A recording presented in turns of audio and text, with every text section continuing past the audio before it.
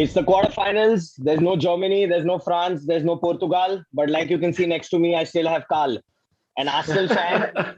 And to join us, we have Karan and Jordy. Boys, how's it going? What up? What up? How's it going? Good, guys. How are you? Now, I'm good. Thank you. Now, before we get Karan all wound up, we're going to talk about our first game, and it's going to be Switzerland first because we want to save some energy for Karan. Jordy, I'm going to come to you. Unexpected? I mean, yeah, totally unexpected, especially since they beat my team, France. So, I'm pretty bummed out.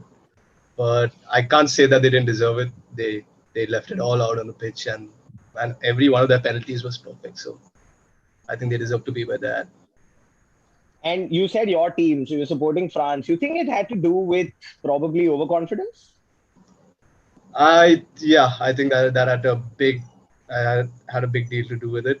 I think there's a lot of ego in that squad right now, and I think they definitely took them a bit lightly, especially after Pogba's goal. I think they took their foot off the pedal, and I mean they paid the price for it. They really have their foot on the pedal apart from those 20 minutes. I mean, dude, they were flying, man, when they scored that third goal. Did you see the football they were playing? Those 20 minutes of the second half. The first half, Switzerland dominated. Switzerland dominated again after those 3 goals. I thought Switzerland well-deserved winners there. Yeah, that's what I mean. Well-deserved winners, but man, those 20 minutes they were in charge, and then the last 10 minutes they just forgot the assignment. Yeah. And Shanks, they take on Spain, your favorite, as I may say. Now, Spain's got the most goals, and Spain scored 10 in the last 2 games. Oh, do they? Wow, yes. I didn't know that. That's they've got 11. They've got 11 goals. They've also, I have it right here. They have the second most number of attempts on target, which is 29. Wow. I mean, that goes a long way in saying how effective Morata actually is. I mean, he's been shat on so much. But as a striker, if you analyze the guy's game, he is always in scoring positions. And for me, that's a 10-on-10 striker. Of course, these are creatures of confidence. So, his confidence has been battered at Chelsea, Atletico, Madrid, his ownership, loans. He's had a volatile career. But Morata is going to be key if Spain really do well, obviously along with Pedri, who's just been phenomenal. So they are the shining stars. I'd like to see Moreno play a bit more as well. I think he has a lot to give. And we saw that in the Europa League finals as well. So, I mean, there's lots to discuss with Spain. And coming to Spain, Carl, now I mentioned they have the most amount of goals, but they're leaking a few. And they're leaking a few quickly against Croatia. That was scary, until Morata finally, after missing some sitters, came in with that volley. So is that defense a concern? Because it was Garcia, it was Pau Torres, they've all played there. The left back has changed from Alba to Gaya. Maybe Alba might start again. So is that switching affecting the Spanish defense? No, I don't think so. I mean, this is a young side. Again, you can clearly see that Luis Enrique is trying to go with a side that is for the future. And he's building it up and he's trying to make it a focal point with players like Pedri around him. His choice of goalkeeper, when you have someone like David De Gea on the bench and you're playing someone else is kind of suspect. But, it is what it is. And he's been playing and he has been performing. Spain has been winning their games. So I would say that, bring in Alba, get a lot more attacking impetus. But I just think that this is Switzerland's game to lose, though. And the smile was because, Jordy, I'm coming to you next. Now, I told you this before, and we're going to have a laugh about it again, where Xhaka's team talk says that this is my only European competition this year. So you better get forward. But, we've noticed this in Lindelof, in Pogba, in Dan James, as United fans. They're different players for the club. They're different players when they play for country. You are seeing that firsthand with Xhaka, being an Arsenal fan. He is a completely different player this tournament. He's actually leading from the front with help from, Shaqiri, Zubair, Seferovic. So anything on that? No, I think he's had a phenomenal tournament so far. Proved a lot of doubters wrong. I would have loved if he took a penalty the other day. I mean, that would have been a complete performance, I think, from him after absolutely bossing the midfield. Yeah, man, I just wish he'd play a little bit like this for us, just a little bit. I feel you. Is Xhaka the Pogba of Arsenal then? Is that what we're saying now? I mean, I'm not sure which one of them is supposed to feel bad. I mean, they're both confused, like which one of us is he insulting? But Shanks, I have this philosophy, and it includes England and Spain. You know, while the underdogs have done really well up to this point, pressure situation, tight game, big game, the better team, better players, better quality will always prevail. So for me, these are two easy wins. Is it the same? Easy, no. Completely disagree. Wins potentially, yeah. I agree with the first half of what you're saying, absolutely. And it comes back to what Carl was also saying. You know, you've got guys like De Gea and Alba who played on the biggest occasion, biggest stages. Spain has won everything there is to win. So I think that's going to count for something on these type of occasions, because it's a lot to do with, I think, all these players, talent-wise, technique-wise, experience-wise, they've all played at the highest levels for a long, long, long time. So the differentiator is mentality, temperament, and nerves. It's a mind over sort of capability in at these stages of elite sports, you know.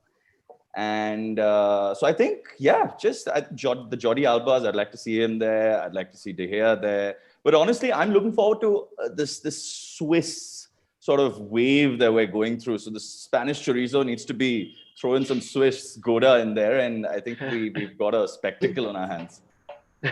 So give me a score. Oh man. Okay, dreamy score. 2-1 Switzerland. Reality, 1-1 penalties Spain. And if you had to pick between dream and reality, which one are you going for? Let's go with the dream, innit? What are we here for? Let's go with the dream, man. If we can't dream with these international tournaments, where else? The upsets are here to come.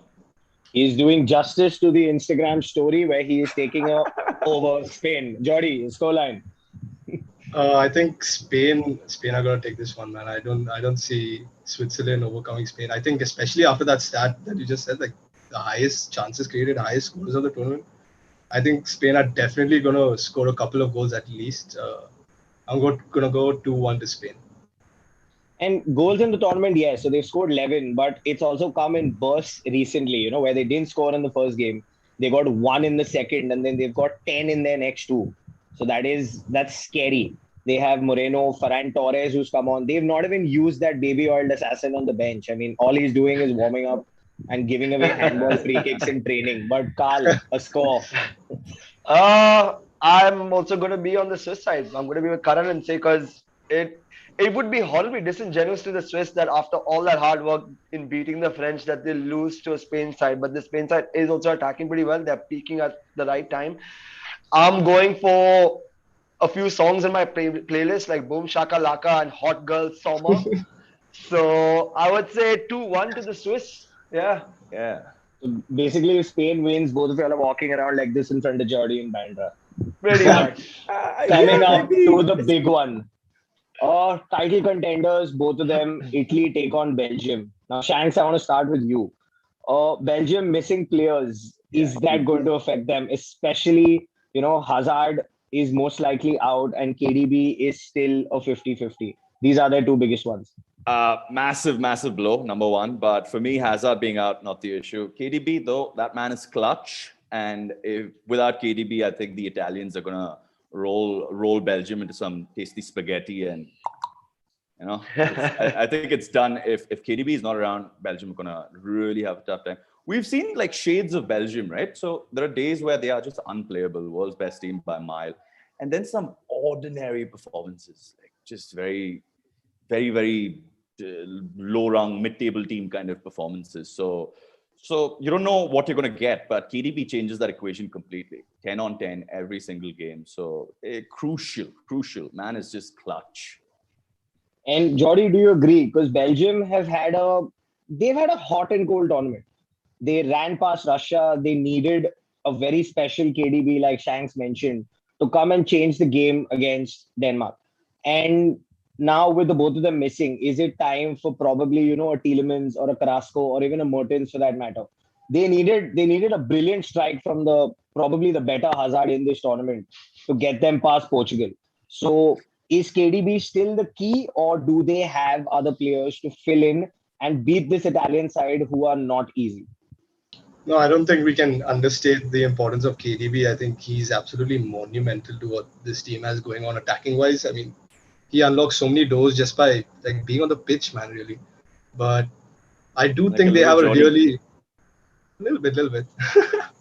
But yeah, I think they have enough squad depth, man. I think the names you mentioned, Carrasco, the Mertens, Tielemans has had a really good season for Leicester. He's a player that I really like. And I think a Tielemans, Witsel, midfield, I think that's also pretty strong. And I think going forward, they still have a lot of attacking options in Lukaku, Thorgan, and Mertens, and Carrasco also maybe. So yeah, I think that could get them over the hump against Italy. Yeah, they're Although world class. There's a Italy certain have Trossard they haven't really used yet, who's had a great season. Yes. man, is he in the squad? I didn't even know he was in the squad. Yes, he's in the Wow. squad, Leandro but Trossard is there. he's not. Similarly, Adama Traore is in Spain squad, but I mean he's just sitting there Trossard- having chicken. He But played a role Carl- in their qualifiers and stuff, right? He played. I Yes, think he he scored a did. few all the way in. He came. He started their last group game as well. Right. So, Carl, I want to ask you about Belgium's defense. Now, this is a North London defense, including ex-Arsenal Vermaelen. I'm not going to repeat my spiel on him again, but there's Vertonghen and then there's Alderweireld. Okay, now this three at the back against the Italians. Now they have pace. They have serious pace. Chiesa tipped to start over Berardi today. There's Immobile, who's fab, and there's Insigne, who, like I said, is the right-footed Italian Messi. So that defense good enough, to be disciplined enough rather, and especially Vermaelen and Vertonghen because they've been slipping this season. Again, you could even make the case for the Italian backline as well. They also have a rather relatively aging defense as well. So it's going to be a fun game to watch. I have tipped Belgium to actually win this tournament, but now with them coming up, the Italians, it's a tough choice. And I kind of see that the Italians do have the upper hand because of just the string and the momentum that they've been going in. They haven't conceded a goal. I think they did concede a goal, if I'm not mistaken. But besides that, they have just been dominant throughout. And I don't think so. The Italians have Mama de las Mia, but I honestly think that if there is a squad that can go toe-to-toe with them, I would say it's Belgium. And even coming back to the point of KDB, we've all discussed him and what a quality player is. And as Shanks also said, he's clutch.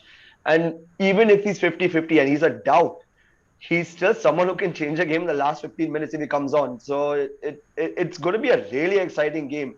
I would ideally like to see the Italians take a goal down and then see what quality they're made of to try and come back. But who knows where this game is going to take us? I mean, it's two aging defense lines, two very good forward lines. So the way I see it, it's going to be probably a battle of the midfield. Yeah, and I have also a friend who's a fan who's not going to like this Italian going 1-0 down. I'm warning you. He's very well. Guy with big contacts and all, be careful. The chance you think something. No, I was just saying this whole battle of the veteran backlines, right? It's not such a bad thing in these big occasions. So we might maybe see a bit of a boring midfield congestion kind of situation and then go into extra time where, when tired legs come into play, then things just change dramatically. So I don't know. I think Spain, Switzerland might have more fireworks than the Italian Belgium game. We're lucky they're not at the same time because then it'll become, which one to watch. But Jordi, again, coming back to the Italians, we speak of France being, the favorites when they came in, but they lack that squad depth they had during the World Cup.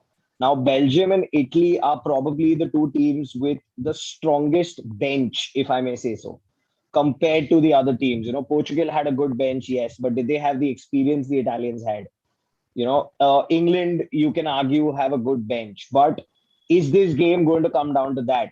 Are they going to need those 5 players off the bench to come and probably change it in the last 30 minutes? I think it'll be more than just, off the bench players. I think it'll be like an overall squad mentality that's really going to win this game. It's just going to be about who has the better team chemistry. I think with that regard, the Italians also, I think, are probably the team that has the most chemistry. I think Mancini has a lot to do with that. Whether it's, playing like 25, I think out of 26 of his players in his squad have played.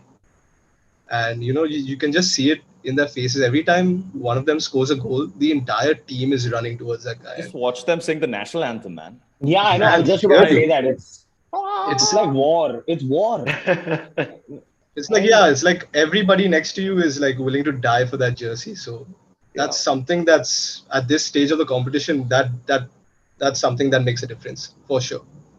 And Belgium also, Carl, are kind of fluff, when teams come at them early in the game.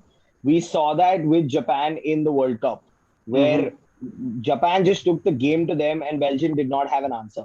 We saw it with Denmark as well. They needed, like I said, a KDB to come off, but Denmark was pretty much in the game, rather dominating that game, if I may say so. And the Italians under Mancini have a different mindset. They don't sit back and defend. They go for it. So do you think that's going to work in their advantage? Yeah, I think so. I mean, because no one really puts Italian into you don't put them in that bracket of attacking and fun football now, do we? I mean, like long gone has it been since probably since 2006, since the World Cup. We actually saw that lovely kind of counter-attacking football where, Del Piero scoring against Germany and stuff like that. But in all honesty, it's going to be fun because you never know what you're going to expect from this Italian squad. Again, you have people like Insigne who can just run circles around Vertonghen and Denayer and, pop one himself. And then Immobile who uses physical stature, like just bully people around. So it's fun because you also have on the other side, you have Lukaku taking on, Chiellini and Bonucci. It's going to be a very interesting tie. And for me, I would still make a case for the Italians, even though I want the Belgium so much to win this tournament. I still think the Italians just have the right momentum, and as Jordi mentioned also, the right mentality as well. They look slick and sexy, actually, the Italians, after a long time. Yeah, They like do, a nice they have- Prada suit, Yeah, nice They've Italian got that suit. swagger, man. They've got that swagger. Going. They do. We've got two predictions on our chat. Soham says it's 3-0 to Italy and Rashi says it's 2-1 to Italy. So Belgium has no chance today. It's Italy Belgium, but yes, one goal, more goals. Jordi, give me a score. Man, I'm gonna go for a cracker. I'm gonna go for 3-3 and Belgium to win on pens. No, on Euros, not FIFA. Man, I think it's gonna be a really, really good game. Okay then, Carl. I'll give it to the Italians. I'd say they'll win it in the last minute, probably 2-1. And the man who took down Spain, Shanks. Did I? But 1-0 Italy. 1-0 Italy. This is going to be a tight game. So that's it. Belgium's out. The number one team in the world is out, just like that. Yeah. I'd like to believe so, but this is football, the beautiful game. That is very ballsy. And Carl, what do we remember with ballsy? Oh God, he's probably the stranger mascot that we had. But hey, just realized we've got breaking news. Mr. Tony Kroos has stepped down from the German national side. So I guess there's no more cruise control in Germany anymore. Probably another revamp of that squad now. They lost that game the moment Werner started. I mean, that was it. I agree. Who replaces Kroos in that starting 11? What's their central midfield situation? Gundogan, Probably right, Gundogan, Goretzka. Oh, the Or factory bring on a produces. right back or get on another right back and bring Kimmich in the center because he's I think Kimmich in the brilliant over there. center is a no-brainer. Yeah. Exactly. So yes, boys, these are our predictions. There's going to be no Belgium and no Switzerland probably in the tournament after today, as per our Banda boys and Carl. Thank you for joining us, Shanks, Jordi. Thank you for Got that joining us. all wrong. Thanks for nothing, Rahul. What? Oh, wait. You can't like just praise Switzerland and then not take responsibility for it. Exactly. So we're going Switzerland, Italy. I think Yeah. Carl and me are Switzerland, Italy out here. No, No. we like I'll cheese. I'll Jordi's agree just with dealing with Italy, the but I pressure. think I'm with Jordi on the Spanish game. Ooh. That's it, bro. That's it. Belgium and Spain, bro. Belgium and Spain. No. Italy and Spain. Don't get too comfortable. But yes, thank you for joining us, Shanks. Thank you for joining us, Jordi. Carl, as always. Guys, do not forget to like, share, subscribe, and join us again for another episode of the Euros. Thank you and stay safe. Thank you, guys. Thanks, guys. Cheers.